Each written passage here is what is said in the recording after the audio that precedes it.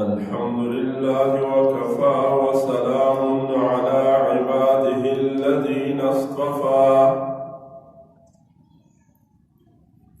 أما بعد فأعوذ بالله من الشيطان الرجيم بسم الله الرحمن الرحيم إن الله يأمركم أن تؤدوا الأمانات إلى أهلها وإذا حكمتم بين الناس أن تحكموا بالعدل إن الله نعم ما يعظكم به إن الله كان سميعا بصيرا سبحانك لا علم لنا إلا ما علمتنا إنك أنت العليم الحكيم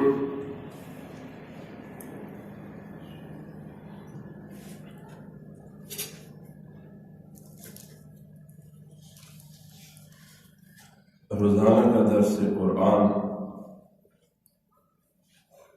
آج ہمارا سبق ہے سورہ نساء آیات نمبر 58 سے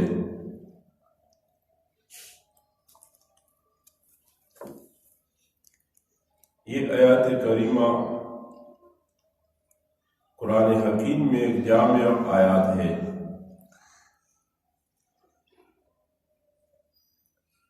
پوری دن کو اس ایک آیات کریمہ میں اللہ رب العالمین نے جمع کیا ہے، تو اس وجہ سے علماء تفسیر نے لکھا ہے کہ آیات کریمہ جامع آیات ہے، اور علماء کرام نے یہ بھی ذکر کیا ہے کہ یہ دیکھو قرآن حکیم کا ایک معجزہ ہے کہ چھوٹی سی آیات میں اللہ رب العالمین نے پورا دین جو قرآن اور سنت ہے، جو دین اور شریعت ہے، پورے دین کو اللہ نے ایک آیات کریمہ میں جمع کیا ہے۔ اس وجہ سے آیات کریمہ کی تفسیر اور تشریح میں امام قرطبی رحمہ اللہ اپنے تفسیر میں لیتے ہیں کہ هذه الآیت من امہات الاحکام تضمنت جمیع الدین والشرع، یعنی یہ آیات کریمہ من امہات الاحکام، احکامات کے اصل میں سے ہے، اور یہ آیات کریمہ متضمن ہے پورے دین اور شریعت کو، جو دین قرآن میں ہے، حدیث میں ہے، جو شریعت ہے، پورا دین اور شریعت اس ایک آیات کے اندر اللہ رب العالمین نے جمع فرمایا ہے۔ آیات کریمہ میں حکم ہے ان اللہ یأمرکم ان تؤدوا الامانات الی اہلہا، ان اللہ یأمرکم، بلا شبہ اللہ رب العالمین حکم دیتے ہیں تم کو، کس چیز کا حکم دیتے ہیں؟ ان تؤدوا الامانات الی اہلہا، کہ ادا کرو امانتیں ان کے مالکوں کو، یعنی حقداروں کو ان کی امانتیں لٹا دیا کرو۔ اب آیات کریمہ میں لفظ ہے امانات، اور یہ جمع ہے امانتون کی، تو اس کا تفصیل بعد میں ذکر کریں گے۔ سب سے پہلے نمبر پر آیات کریمہ کی فہم کے لیے ضروری ہے کہ آیات کریمہ کی تشریح اور تفصیل میں ہم اس بات کو سمجھیں کہ آیات کریمہ میں حکم ہے ان اللہ یأمرکم، بلا شبہ اللہ حکم دیتے ہیں تم کو، تو یأمرکم میں خطاب یہ کس کو ہے؟ اس ایک بات کو ہم سمجھے تو پھر آیات کی فہم اور سمجھ یہ آسان ہوگی۔ تو بعض علماء کرام کا قول ہے کہ آیات کریمہ میں حکم ہے لولاة المسلمین خاصہ، مسلمانوں کے جو سربراہان ہیں، جو ذمہ دار ہے، امراء ہے، ان کو خطاب ہے اللہ رب العالمین کی طرف سے کہ امانت یعنی حقداروں کو ان کا حق دیا کرو، غیر اہل کو کوئی حق، کوئی منصب ان کے سپورٹ نہ کرو۔ اور بعض علماء کرام کا قول یہاں پر مفسرین نے ذکر کیا ہے کہ آیات کریمہ میں ان اللہ یأمرکم میں یہ حکم ہے نبی علیہ السلام اور پھر آپ کے جو امراء تھے، اور آپ کے بعد قیامت تک جو مرا آئیں گے سب کو حکم ہے کہ دیکھو جو امانت ہے وہ جس کا حق ہے اس تک پہنچاؤ، امانت میں خیانت نہ کرو جو دین ہے اور شریعت ہے۔ اور بعض علماء کرام کا قول مفسرین نے ذکر کیا ہے کہ نہ، آیات کریمہ کا حکم عام ہے، سب مسلمانوں کو شامل ہے اور ہر ایک کو اپنی جگہ حکم ہے کہ جو مرد ہے اور عورتیں ہیں جن کے پاس جو ذمہ داریاں ہے، مثال کے طور پر ایک مرد ہے اس کے پاس کوئی عہدہ ہے، حکومت کا منصب ہے، اور عورت کے لیے گھر کے اندر جو ذمہ داریاں ہیں، تو سب کو آیات شامل ہے۔ اور اللہ رب العالمین نے سب کو حکم دیا ہے کہ ان اللہ یأمرکم ان تؤدوا الامانات الی اہلھا، کہ حقداروں کو ان کی امانتیں لوٹا دیا کرو، یعنی جو چیز جس کا حق ہے اور جو جس عہدے کے لیے لیاقت رکھتا ہے وہ عہدہ وہ منصب اس کے حوالے کرو۔ اور آیات کریمہ کی تفصیل میں مفسرین نے یہاں پر ذکر کیا ہے کہ امانات سے مراد کیا ہے، پورا دن ہے، نماز ہے، روزہ ہے، یہ پورا دن امانت ہے۔ نماز کا امانت یہ ہے کہ صحیح طریقے سے نماز ادا کرو، وقت کے اندر ادا کرو۔ روزے کا امانت یہ ہے کہ روزے رکھو، رمضان المبارک کا مہینہ آئے صحیح طریقے کے ساتھ، باقی جو دن کے احکامات ہیں۔ تو امانات سے مراد ہے دین اور شریعت۔ اور آیات کریمہ کی تفصیل میں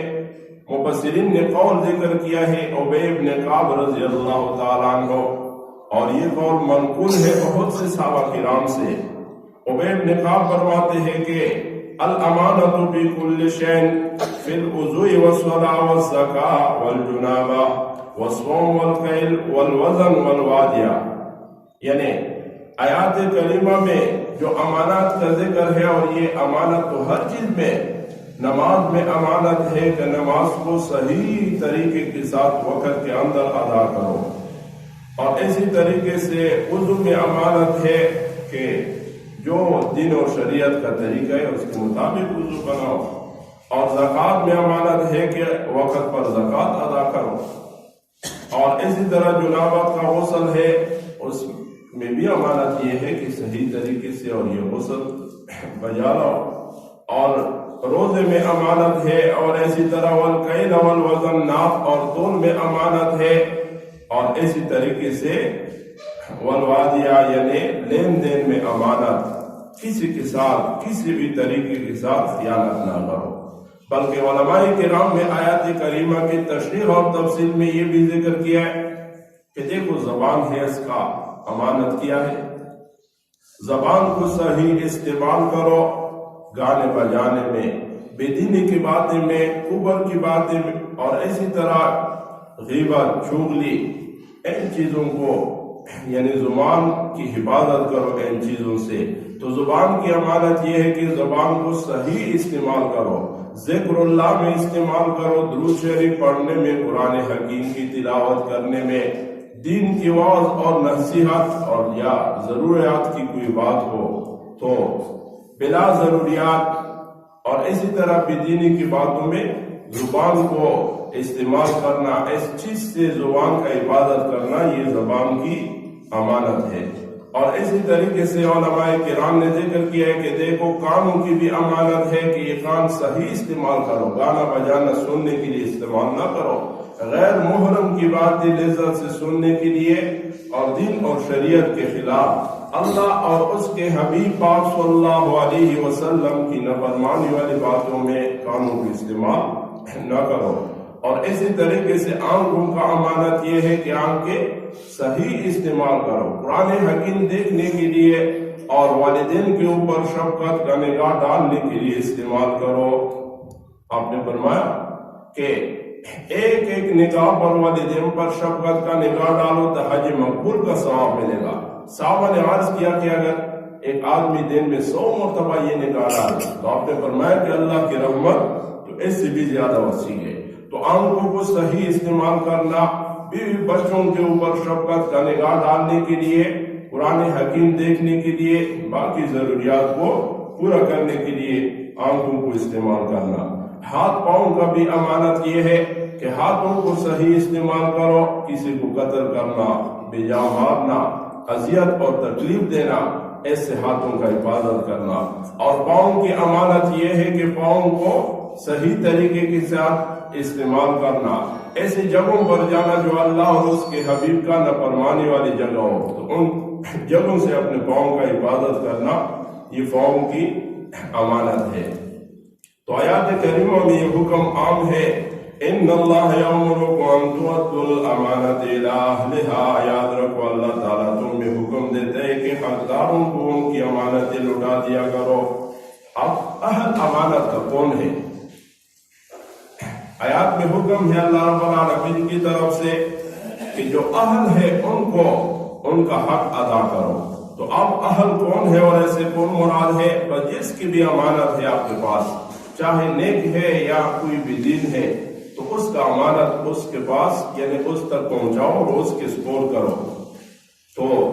کسی نے کوئی چیز امانتاً رکھی ہے اس کو بھی لوٹا دو، یا کسی نے کوئی بات امانتاً آپ سے ذکر کیا ہے تو اس بات کا حفاظت کرو، آگے کسی سے اس کا بیان نہ کرو۔ اور اس طرح علماء کرام نے لکھا ہے کہ لقطہ یہ بھی امانت ہے۔ ایک آدمی کہیں جا رہا ہے، راستے میں کسی سے کوئی چیز گمائے تو اس نے پا لیا، اب یہ نہ ہو کہ یہ آدمی خوش ہو جائے یہ تو مجھے ایک چیز مل گئی، نہ، یہ آپ کے پاس امانت ہے۔ اور پھر فقہ کی کتابوں میں وہ تفصیل موجود ہے کہ گمی ہوئی چیز ملنے کے بعد دین اور شریعت کا کیا حکم ہے، ایک چھوٹی چیز ہے اس کے لیے کتنے عرصے تک اعلانات کرو، اور اس سے زائد یا اس سے زائد کوئی چیز ہے تو اس کے لیے پھر کتنے عرصے تک اعلانات کرو۔ اور شریعت کا یہ حکم کہ گمی ہوئی چیز اعلانات کرنے کے بعد پھر اس کے لیے شرعی حکم اور تفصیل اور طریقہ یہ دین کی کتابوں میں ذکر ہے۔ تو یہ نہ ہو کہ ایک آدمی اسے اپنے استعمال میں لائے۔ ہاں، اگر یہ آدمی خود کوئی آدمی نہیں ملا اور استعمال میں لایا، خود مستحق ہے، تو جب بھی مالک ملے پھر اس کو لوٹانا ہوگا، یا خود مستحق نہیں ہے مستحقین تک پہنچاؤ، لیکن اس شرط میں کہ اس گمی ہوئی چیز کا مالک مل گیا پھر اپنی طرف سے اس کو چیز ادا کرنا،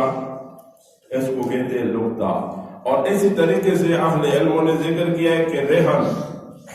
جس کو ہم اپنی زبان میں گانا کہتے ہیں، تو یہ بھی امانت ہے۔ بطور رہن کسی سے کوئی چیز رکھی ہے، قرض دیا ہے اس کے عوض میں، تو اب اس چیز سے پیدا اٹھانا یہ ناجائز اور حرام سود کے زمرے میں ہے نا، یہ اس کا امانت ہے، بس اس نے آپ کو جو چیز آپ کا اس کے ذمہ ہے واپس کیا، یہ چیز بھی اس کو واپس کرو۔ اور اسی طریقے سے اہل علموں نے لکھا ہے کہ عاریتاً کسی سے بطور سوال کسی سے کوئی چیز لیا تو یہ بھی آپ کے پاس امانت ہے، اس کو صحیح طریقے سے استعمال کرو، اس کا خیال رکھو، اور اسی طریقے سے صحیح سلامت جس طرح لیا ہے اسی انداز میں جس سے لیا اس تک پہنچاؤ۔ بعض لوگ ایسا کرتے ہیں کہ کسی سے کوئی ضرورت کا چیز لیا، اب دینے والے سے بول گیا تو لینے والا خوش ہوا کہ بس یہ میرے استعمال میں رہے گا، نہ، یہ ہلاکت ہے، تباہی ہے، اس چیز کا معافی نہیں ہے۔ تو اس اعتبار پر آیات کریمہ یہ بہت بڑا جامع اور مانع آیات ہے۔ اللہ کریم نے حکم دیا ہے سب کو کہ امانت ان کے حقداروں تک لوٹا دو، اور بعد نے کہا ہے کہ دیکھو اس میں خطاب ہے بادشاہوں کو، تو حاکم وقت کو یہ حکم ہے کہ جو امانت ہے آپ کے پاس اس کا خیال رکھو۔ یہ نہ ہو کہ حکومت میں کسی منصب پر کسی ایسی چیز کو، کسی ایسے شخص کو پیش کرو کہ وہ اس منصب کا لائق اور اہل نہیں ہے۔ اگر نہ اہلوں کو کوئی منصب حوالے کیا، سپرد کیا، تو وہ بادشاہ کے لیے امانت میں خیانت ہے اور اللہ کریم پوچھے گا۔ اس وجہ سے اہل علموں نے لکھا ہے کہ آیات کریمہ میں جب حکم عام ہو تو عوام کو بھی حکم ہے کہ جو جس منصب کے لیے لائق ہے وہ منصب اس کے حوالے کرو، غیر اہل کو کوئی منصب حوالے کرنا۔ مثال کے طور پر ایک مسجد ہے، اس کا امام جو امامت کا اہل ہو اس کے سپورٹ کرو۔ یہ نہ ہو کہ ایک آدمی اہل نہیں ہے، اس کو قرآن نہیں آتا اور اسی طرح قرآن حکیم کا علم اور تفسیر نہیں ہے، اور لوگوں کو قرآن بیان کرنے سے وہ قاصر ہے، بیان نہیں کر سکتا ہے، یا اس کے پاس علم اور تفسیر ہے لیکن مجبوری کی بنا پر وہ حق بیان نہیں کرتا ہے، کہ پھر تو نذرانے، شکرانے اور چندے یہ چیز بند ہو جائیں گے۔ تو پھر ایسا آدمی اہل نہیں ہے اس عہدے کا. اس ممبر اور محراب کے لیے شرائط تھے، وہ شرائط دیکھو، جب شرائط موجود ہو تو پھر اس آدمی کا تقرر کرو. اور اگر باوجود قدرت کسی ایسے آدمی کو یہ منصب حوالے کیا گیا کہ وہ اس منصب کا لیاقت نہیں رکھتا تو اس گناہ میں اہل معالی سب کے سب شامل ہیں. اور مفتی بناؤ ایسے شخص کو جو فتوے کا علم رکھتا ہو اور حق رکھتا ہو. اور اسی طریقے سے اللہ نے ہم اور آپ کو جو جان اور مال دیا ہے یہ امانت ہے، ہم اس کی حفاظت کریں. بیوی بچوں کا حفاظت کرنا اور والدین کا حقوق ادا کرنا، رشتہ دار ہے اور پڑوس میں اہل محلے میں جو رشتہ دار ہے ان کے جو حقوق ہے پوری طرح ادا کرنا. تو سب کے لیے یہ حکم ہے. قرطبی نے یہاں پر لکھا ہے کہ ایک عالم ہے، اس کا امانت کیا ہے کہ وہ حلال اور حرام کا صحیح معنوں میں بیان کرے، اور یہ نہ ہو کہ وہ تیل لگائے کہ نہ یہ تو حکمت ہے. توحید بیان کرنا اور سنت کو بیان کرنا، منکرات کا رد کرنا، اس چیز سے وہ غفلت میں بیٹھا رہے کہ پھر تو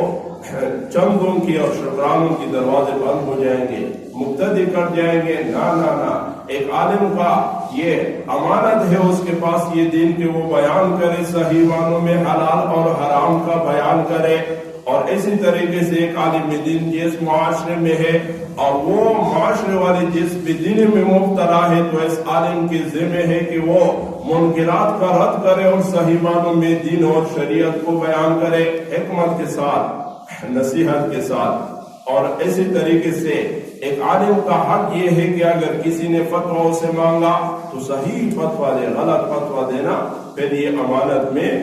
خیانت ہے. تو یہاں پر قرطبی نے حدیث ذکر کیا ہے، دارقطنی کا حدیث ہے اور حدیث کراوی ہے ابی ابن کعب رضی اللہ تعالیٰ عنہ. نبی علیہ السلام نے فرمایا کہ امانت حوالے کرو اس کو جو تجھے امانت دار سمجھے، جو تجھ پر اعتماد کرے کہ یہ تو اس منصب کا اور اس چیز کا علم رکھتا ہے، لیاقت رکھتا ہے، تو صحیح معنوں میں اس کی ترجمانی کرو. اور فرمایا کہ خیانت نہ کرو ان کے ساتھ جو تمہارے ساتھ خیانت کرے، ان سے تو اللہ اپنی جگہ پوچھے گا. اور یہاں پر اہل علموں نے یہ مسئلہ ذکر کیا ہے کہ دیکھو یہ دین تو اجنبی ظاہر ہوا تھا اور قیامت کے گور پہ اجنبی بنے گا، تو یہ دین دیکھو عروج پر ہے اور یوں آہستہ آہستہ زوال کی طرف جائے گا. تو سب سے پہلا جو چیز زمین سے امت مسلمہ سے اٹھے گا وہ امانت ہے. تو آج دیکھو امانت میں خیانت، کوئی آدمی نہیں ہے جو امانت میں امانت کا خیال رکھے. اور صحابی آیا تھا نبی علیہ السلام سے پوچھا تھا کہ اللہ کے حبیب صلی اللہ علیہ وسلم قیامت کب آئے گا؟ آپ نے فرمایا کہ اللہ کو علم ہے قیامت کا. لیکن پھر آپ نے فرمایا کہ دیکھو میں کچھ علامات ذکر کرتا ہوں، نشانیاں ذکر کرتا ہوں، جب وہ نشانیاں دیکھ لو تو سمجھو کہ قیامت قریب ہے. فرمایا اذا اسد الامر غیر اہلہ فانتظر الساعہ، کہ جب امر یعنی ایک امانت ہے، ایک حق ہے، غیر حقدار کو اور نااہلوں کو سپرد کی گئی تو بس سمجھو کہ آپ قیامت قریب ہے. تو آج دیکھو حاکم سے لے کر چھوٹے عہدے تک جتنے لوگ ہیں منصبوں پر جو فائز ہے الا ماشاءاللہ اکثر ذلیل لوگ ہیں، اور ان لوگوں کا کام یہ ہے کہ حیاداروں کو بے حیا کریں اور حیاداروں کی جگہ ذلیل لوگ بیٹھے ہیں. تو یہ قیامت کے علامات میں سے ہے. اور اسی طریقے سے آج دیکھو دینی اور دنیاوی عہدوں پر وہ لوگ فائز ہیں، ان کے سپرد ہے جو ان عہدوں کا اور ان مناصب کا لیاقت اور اہلیت نہیں رکھتے. اور وہ قیامت کی علامت ہم نے ذکر کی تھی تفصیلاً، اس میں یہ بات ہم نے ذکر کیا تھا کہ قیامت کی علامات میں سے یہ ہے کہ ممبروں پر چھوٹے بچے بیٹھیں گے. مطلب یہ ہے کہ نااہل اور بے علم قسم کے لوگ ہوں گے اور وہ لوگوں کو دین بیان کرے گا. جب علم نہیں ہے تو وہ بھی دین بیان کرے گا، وہ کیا علم نہیں ہے کیا دین بیان کرے گا. تو یہ بھی قیامت کی علامات میں سے. اور اسی طرح قرطبی نے وہ حدیث ذکر کیا ہے کہ دیکھو منافق کی 4 نشانیاں ہیں. اذا حدث کذب، بات کرے جھوٹ بولے، واذا وعد اخلف، اور وعدے میں وعدے خلاف کرے، اور اسی طریقے سے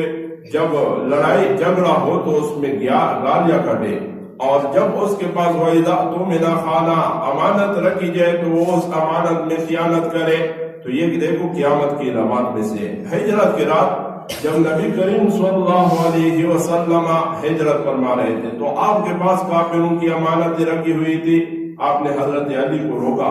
اور ان کو حکم دیا کہ یہ امانتیں اپنے اہلوں تک اپنے مالوں کو ان تک پہنچاؤ، پھر اس کے بعد آنا ہے. تو اس سے معلوم ہوا کہ امانت اگر ایک کافر کا ہے تو اس میں بھی خیانت کرنا یہ جائز نہیں ہے. تو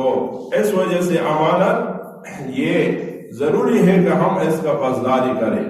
اور آیات کریمہ میں جو حکم ہے ان اللہ یأمرکم ان تؤدوا الامانات، اور اس میں علماء کرام نے لکھا ہے کہ وہ چیزیں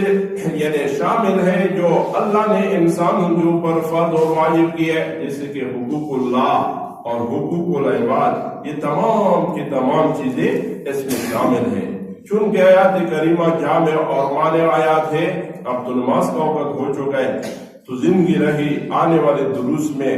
ہم تفصیل کے ساتھ اس آیات کریمہ کا تشریح اور تفصیل ذکر کریں گے. اللہ رب العالمین مجھے اور اب تمام بھائیوں کو علم اور عمل کی توفیق عطا فرمائے. وآخر دعوانا الحمدللہ رب العالمین.